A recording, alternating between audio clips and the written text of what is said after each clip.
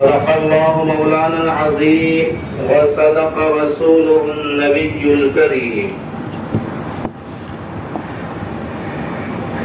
کتابوں میں جو افضل ہے اسے قرآن کہتے ہیں، کتابوں میں جو افضل ہے اسے قرآن کہتے ہیں، اتارا ہے اسے جس نے اسے رحمان کہتے ہیں، سجا لے اپنے سینے میں جو اس کے 30 پارے کو، سجا لے اپنے سینے میں جو اس کے 30 پارے کو، زبان بھر میں اس کو حافظ قرآن کہتے ہیں۔ بزرگوں، دوستوں اور دینی بھائیوں، بڑی سعادت، نیک بختی کی بات ہے اور مقام مسرت ہے، خوشی ہے کہ اللہ جل شانہ نے آپ کو ایک بڑے مضبوط حافظ، قاری، مولانا، خطیب، شاعر، اتنے اوصاف کے مالک ہیں ہمارے شاگرد۔ ماشاءاللہ زبردست حافظ قرآن بھی ہیں، قاری بھی ہیں، مقرر بھی ہیں، مولانا بھی ہے اور شاعر بھی ہیں۔ ان کے پیچھے اللہ تعالیٰ نے آپ کو مکمل قرآن کریم سننے کی سعادت سے نوازا۔ دعا فرمائے کہ اللہ تعالیٰ ان کے پڑھانے کو اور آپ کے پڑھنے اور سننے کو قبول فرمائے، مغفرت اور نجات کا ذریعہ بنائے۔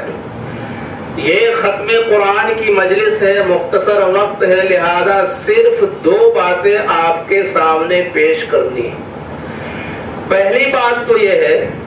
کہ اس دنیا کے اندر نہ جانے کتنے مذاہب ہیں اور ان کے ماننے والے ہیں اور ان کی مذہبی کتابیں ہیں،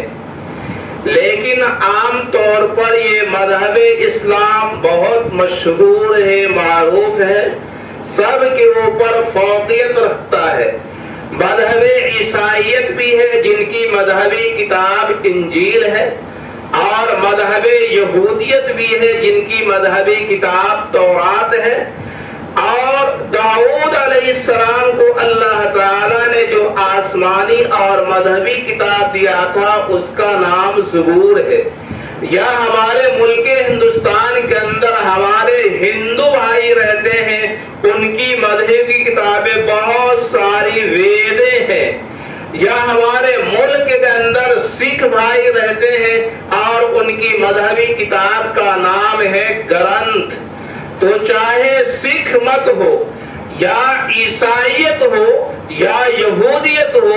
یا ہندو مت ہو، ان تمام مذاہب کے ماننے والے کو آپ جمع کریں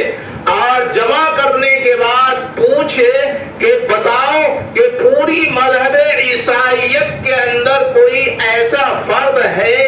آدمی ہے جو تمہاری مذہبی کتاب انجیل کا حافظ ہو۔ قیامت تو آ سکتی ہے، دنیا کا نظام بدل سکتا ہے، لیکن پوری دنیا کے اندر ایک بھی عیسائی آپ کو ایسا نہیں ملے گا جو اپنی مذہبی کتاب کا حافظ ہو۔ پوری دنیا یہودیت کو جمع کر لے اور پوچھے کہ کیا تورات کا حافظ ہے؟ نہیں ہے۔ اور پورے سکھ مت کو جمع کر لے اور پوچھے کہ گرنتھ کا حافظ ہے؟ نہیں ملے گا۔ پورے ہندو بھائیوں کو جمع کر لے اور ایک بھی وید کا حافظ بتا دے، خدا پاک کی قسم دستیاب نہیں ہوگا۔ یہ امتیاز، یہ فضیلت، یہ شرف، یہ سعادت، یہ مقام اور یہ اہمیت صرف قرآن کریم کو حاصل ہے، مذہب اسلام کو حاصل ہے اور مسلمانوں کو حاصل ہے۔ پیارے، مسلمان کا ایک 10 سالہ بچہ بھی چیلنج کر سکتا ہے اور اللہ تعالیٰ اس کے سینے میں اپنے نور کو قرآن کریم کی شکل میں منتقل کرتا ہے اور وہ 30 پارے کا حافظ ہوتا ہے۔ تو مذہبی کتاب کا حافظ ہونا یہ مذہب اسلام کا امتیاز ہے اور یہ مسلمانوں کی سعادت ہے اور مسلمانوں کی نیک بختی اور خوش بختی کی علامت ہے۔ پہلی بات تو یہ. دوسری بات یہ عرض کرنا ہے کہ قرآن یہ مذہبی کتاب اللہ تعالیٰ نے ہماری اور آپ کی ہدایت کے لیے نازل کیا. ہدی للناس ہدی للعالمین. صرف مسلمانوں کے لیے نہیں بلکہ زمین کے اوپر اور آسمان کے نیچے جو بھی آدم کا بیٹا بستا ہے، چاہے وہ ہندو ہو، مسلمان ہو، یہودی ہو، عیسائی ہو، کسی بھی دھرم کا ماننے والا ہو اور کسی مسلک اور کسی مذہب اور دھرم سے تعلق ہو، قرآن اس کے لیے بھی ہے. ہدی للناس، تمام لوگوں کے لیے. ہدی للعالمین، دنیا میں بسنے والے سارے انسانوں کے لیے یہ قرآن کریم ہدایت نامہ ہے. اور ہمارے اور آپ کے لیے تو سراپا ہدایت نامہ ہے. لیکن بڑے افسوس کی بات ہے کہ جس طریقے سے ہمارا رابطہ، آپ کا رابطہ رب سے بہت ضعیف ہے، کمزور ہے. پیغمبر سے ہمارا اور آپ کا تعلق بہت کمزور ہو چکا ہے. اسی طریقے سے قرآن کریم سے ہم مسلمانوں کا تعلق بہت کمزور ہو چکا ہے. ضرورت کس بات کی ہے کہ ہم اپنا تعلق اپنے رب سے مضبوط کریں، اپنے پیغمبر سے مضبوط کریں، قرآن کریم سے مضبوط کریں، صحابہ کرام سے مضبوط کریں، مکہ المکرمہ سے مضبوط کریں، مدینہ پاک سے مضبوط کریں، سارے صحابہ سے مضبوط کریں، سارے صحابیات سے مضبوط کریں، تابعین تبع تابعین سے مضبوط کریں، علماء، حفاظ، قراء، مجتہدین، اولیاء کرام اور بزرگان دین، ہم ان سے اپنا رابطہ رشتہ مضبوط کریں. اسی کے اندر ہماری فلاح، آپ کی کامیابی اور مرنے کے بعد جو آنے والی زندگی ہے وہاں کی نجات کا راز پوشیدہ اور مثمر ہے. مسئلہ کیا ہے کہ ہم لوگ قرآن پڑھتے ہی نہیں ہیں. نہ دیکھ کے پڑھتے ہیں، نہ ترجمہ کے ساتھ پڑھتے ہیں. دیکھ کے بھی پڑھیے اور ترجمہ کے ساتھ پڑھیے، خدا پاک کی قسم آپ کی زندگی کے اندر انقلاب پیدا ہو جائے گا، آپ کی زندگی کے اندر بہاریں پیدا ہو جائے گی. آپ پڑھیے قرآن کریم کی آیت. اللہ فرماتے ہیں قُلِ اللَّهُمَّ مَالِكَ الْمُلْكِ تُؤْتِي الْمُلْكَ مَن تَشَاءُ وَتَنزِعُ الْمُلْكَ مِمَّن تَشَاءُ. بڑی شکایت ہوتی ہے فلاں کی حکومت آ گئی اور فلاں کی حکومت کا خاتمہ ہو گیا، فلاں آدمی صاحب عزت ہو گیا اور فلاں آدمی ذلیل و خوار ہو گیا. ارے قرآن پڑھیے. اللہ فرماتے ہیں قُلْ اللَّهُمَّ مَالِكَ الْمُلْكِ، کہ اس کائنات اور حکومت اور ملک کا مالک کون ہے؟ اللہ ہے. تُؤْتِي الْمُلْكَ، اللہ جسے چاہتا ہے حکومت دیتا ہے، سلطنت دیتا ہے، اقتدار دیتا ہے. وَتَنزِعُ الْمُلْكَ مِمَّن تَشَاءُ، اور اللہ جس سے چاہتا ہے سلطنت کو چھین لیتا ہے، اقتدار کو چھین لیتا ہے. آج ہم اور آپ اور پوری دنیا کے لوگ یہ سمجھتے ہیں کہ عزت اور ذلت کا تعلق روپیے اور پیسے سے ہے. اگر آپ کے اور ہمارے جیب میں پیسہ ہے مطلب یہ ہے کہ ہم باعزت ہیں، اور اگر غربت ہے تو ہم ذلیل و خوار ہیں. ایسا نہیں کہا وَتُعِزُّ مَن تَشَاءُ وَتُذِلُّ مَن تَشَاءُ. اللہ جسے چاہتا ہے عزت دیتا ہے، اقتدار دیتا ہے، اور اللہ جسے چاہتا ہے ذلت و خواری کے غار میں دھکیل دیتا ہے. بِیَدِکَ الْخَیْرُ، تمام تر خیر اور بھلائی یہ اللہ کے قبضے میں ہے. ان اللہ علی کل شیء قدیر، اللہ تعالی ہر چیز کے اوپر قادر ہے. آج اولاد کے لیے لوگ کتنے پریشان ہوتے ہیں. ارے اولاد کا دینا یہ اللہ کا کام ہے، اللہ کے قبضے میں ہے. آپ دنیاوی اعتبار سے، اسباب کے اعتبار سے ڈاکٹر کے ہاں جا سکتے ہیں، دوائیں لے سکتے ہیں، علاج کرا سکتے ہیں، لیکن ہمارا اور آپ کا تجربہ ہے کہ ایک آدمی ایک بیٹا پانے کے لیے، ایک بیٹی پانے کے لیے کروڑوں روپیہ خرچ کرتا ہے، لیکن اللہ تعالیٰ نے اس کے مقدر میں اولاد نہیں دیا ہے، وہ محروم رہتا ہے. قرآن پڑھیے، اللہ فرماتے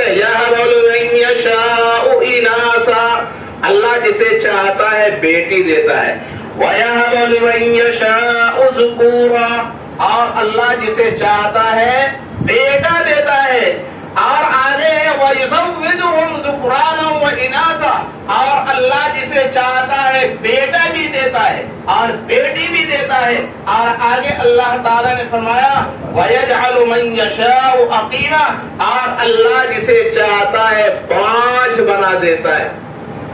آپ لوگ نے کبھی قرآن ترجمہ کے ساتھ پڑھا؟ یہ آیت آپ کے سامنے گزری اور ہم اور آپ جو اپنی ماں کے پیٹ سے پیدا ہوتے ہیں اور جب باپ کا نطفہ عورت کے رحم کے اندر منتقل ہوتا ہے کہنا ہے 40 دن نطفے کی شکل میں اور یہ پھر مضغہ کی شکل میں یہ 4 مہینے مکمل ہونے کے بعد اللہ تعالیٰ ایک فرشتے کو بھیجتا ہے جو اس گوشت کے لوتھڑے کے اندر روح ڈالتا ہے اور اسی وقت لکھ دیا جاتا ہے جنتی ہے کہ جہنمی، مالدار ہوگا کہ غریب ہوگا، سعید ہوگا کہ شقی ہوگا اور یہ کب مرے گا اور اس کو کتنی زندگی دی جا رہی ہے. یہ پورا قرآن کا ترجمہ اور قرآن کا فلسفہ ہے. جب قرآن کریم کی اس آیت کے اوپر بھوپال کے ایک MBBS ڈاکٹر کی نظر پڑتی ہے وہ چونک اٹھتا ہے اور کہتا ہے کہ ارے محمد صاحب نے 1400 سال پہلے میڈیکل سائنس کو اس آیت کے اندر بیان کر دیا ہے اور الٹرا ساؤنڈ ہے اور ایکسرا ہے اور یہ معلوم ہوتا ہے محمد صاحب جو 1400 سال پہلے قرآن کے ذریعے دنیا کو یہ پیغام دے چکے ہیں کہ عورت کے رحم کے اندر منتقل ہونے والا نطفہ یہ 40 دن نطفے کی شکل میں ہے اور پھر یہ مضغہ کی شکل میں ہے اور پھر یہ گوشت کے لوتھڑے کی شکل میں ہے. وہ ڈاکٹر ہندو ہے، قرآن کا باغی ہے، لیکن جب اس نے قرآن کے اس فلسفے کو پڑھا ایمان لانے کے اوپر مجبور ہوا. تو بزرگوں اور دوستوں یہ ختم قرآن کی مجلس ہے، محفل ہے. اس میں ہماری آپ سے درخواست یہی ہے کہ ہم اور آپ اپنا رشتہ قرآن سے جوڑیں، دیکھ کر بھی پڑھیں اور ترجمہ کے ساتھ بھی پڑھیں. آج پوری دنیا یہودیت عیسائیت ترجمہ کے ساتھ قرآن پڑھ رہے ہیں. ہم کو اور آپ کو معلوم نہیں ہے، ہم کو اور آپ کو فرصت نہیں ہے. آج وہ پڑھتے ہیں کیڑا نکالنے کے لیے، لیکن جب وہ پڑھتے ہیں اور غور کرتے ہیں اور اللہ نے ان کے مقدر میں ایمان لکھ دیا ہے تو بہت بڑے پکے اور سچے اسلام کے داعی اور مبلغ ہوتے ہیں اور ایمان لانے کے اوپر مجبور ہوتے ہیں اور قرآن کی صداقت اور حقانیت کا اقرار کرتے ہیں. دینی تعلیم میں ہم نے اور آپ نے تو پڑھ لیا کہ سب کتابوں میں بھلا قرآن ہے، یہ ہمارا دین ہے، ایمان ہے. ہم کریں گے اس کی عزت اور ادب جس میں جب تک ہماری جان ہے تو عزت اور ادب نہیں ہے کہ بہترین طاق میں، بہترین جزویدان میں، بہترین الماری میں، بہترین خول میں سجایا جائے اور الماری اور طاق کی زینت بنایا جائے، بلکہ قرآن کی عزت اور قرآن کا ادب اور احترام اور اس کا حق یہ ہے کہ ہم اس کی تلاوت کریں، اس کو پڑھیں. قرآن نور ہے، روشنی ہے. قرآن کے ذریعے اگر آپ پڑھیں گے تو قرآن کا نور آپ کی آنکھ میں منتقل ہوگا، آپ کے دماغ میں منتقل ہوگا، آپ کے ہاتھ میں منتقل ہوگا، آپ کے پاؤں میں منتقل ہوگا، آپ کی صبح میں، آپ کے شام میں، آپ کی رات میں، آپ کے دوپہر میں، آپ کی زندگی میں، آپ کے گھر میں، آپ کے بازار میں، آپ کے کھیت میں، آپ کے کھلیان میں قرآن کا نور منتقل ہوگا اور اس نور کے ذریعے آپ کی زندگی سراپا نور ہو جائے گی. تو بزرگوں اور دوستوں ہم بھی جانتے ہیں، آپ بھی جانتے ہیں، اللہ تعالیٰ مجھے بھی اور آپ کو بھی عمل کرنے کی توفیق عطا فرمائے. دعا فرمائے. اللهم صل على محمد وعلى آل محمد كما صليت على إبراهيم وعلى آل إبراهيم إنك حميد مجيد. ربنا ظلمنا أنفسنا وإن لم تغفر لنا وترحمنا لنكونن من الخاسرين. ربنا وتب علينا إنك أنت التواب الرحيم اللهم اهدنا الصراط المستقيم اللهم اهدنا الصراط المستقيم اللهم اهدنا الصراط المستقيم صراط الذين أنعمت عليهم غير المغضوب عليهم ولا الضالين لا إله إلا أنت سبحانك إني كنت من الظالمين لا إله إلا أنت سبحانك إني كنت من الظالمين لا إله إلا أنت سبحانك إني كنت من الظالمين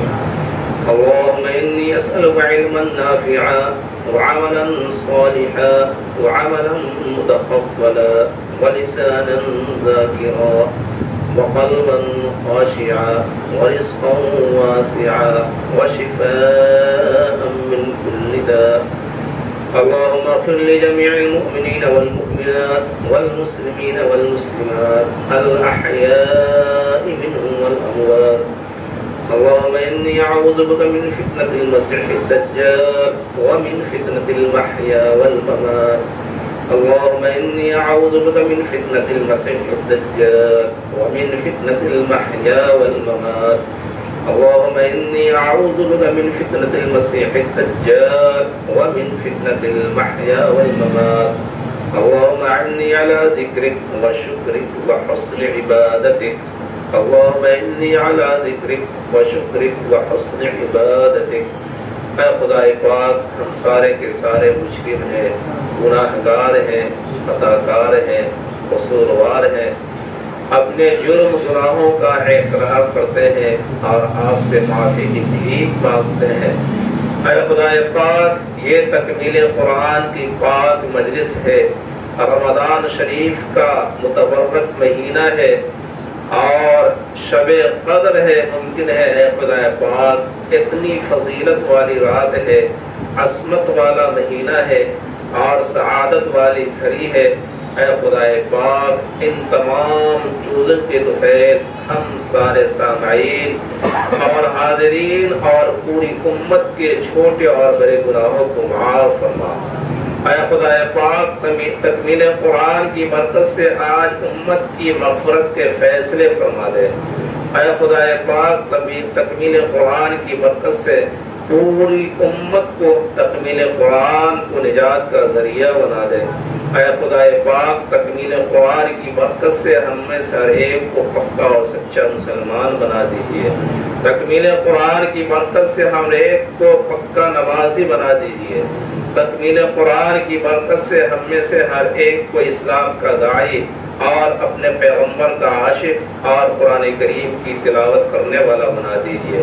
اے خدا پاک تکمیل قرآن کی برکت سے پورے عالم اور پوری دنیا کے اندر جو بگاڑ ہے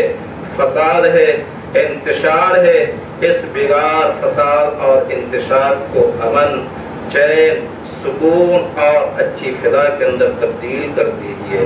اے خدا پاک پورے عالم کے اندر مسلمانوں کے اوپر جو ناگفتہ بھی حالات آ رہے ہیں اے خدا پاک مسلمانوں کی مدد فرما مسلمانوں کا تعاون فرما اور آنے والے مشکلات اور مصائب سے مسلمانوں کی حفاظت فرما اے خدا پاک حرمین شریفین کی حفاظت فرما اے خدا پاک حرمین شریفین کی حفاظت فرما پوری دنیا کے اندر جتنے بھی شاعر اسلام ہے اس کی حفاظت فرما اے خدا پاک بطور خاص ہندوستانی مسلمانوں کے جان مال عزت آبرو ایمان کی حفاظت فرما اور ملک ہندوستان کے اندر جتنے بھی دینی شاعر ہیں چاہے وہ مساجد کی شکل میں ہو مقاصد کی شکل میں ہو مدارس کی شکل میں ہو خانقاہوں کی شکل میں ہو دینی مراکز اور دینی تنظیموں کی شکل میں ہو اے خدا پاک محل اپنے فضل و کرم سے تکمیل قرآن کی برکت سے سارے شاعر اسلام کی حفاظت فرما اے خدا پاک مسلمانوں کا جو سماج ہے مسلمانوں کا جو معاشرہ اور آبادی ہے اے خدا پاک وہاں دین کی ہوائیں چلا دے اے خدا پاک ان کے مزاج اور ذہن و دماغ کو اسلامی بنا دے اے خدا پاک ان کا ایمان اتنا مضبوط ہو جائے کہ مسجد کی محبت ان کے دل کے اندر داخل ہو جائے قرآن کی محبت داخل ہو جائے آپ کی محبت داخل ہو جائے، اپنے پیغمبر کی محبت داخل ہو جائے، صحابہ کی محبت داخل ہو جائے، اور پیغمبر صلی اللہ علیہ وسلم نے زندگی گزارنے کا جو طریقہ اور سلیقہ دیا ہے، اے خدا پاک پوری امت اس طریقے اور سلیقے کے مطابق اپنی زندگی گزارنے والی بن جائے۔ عورتوں کے اندر، خواتین اسلام کے اندر جو بہت سارا فساد ہے،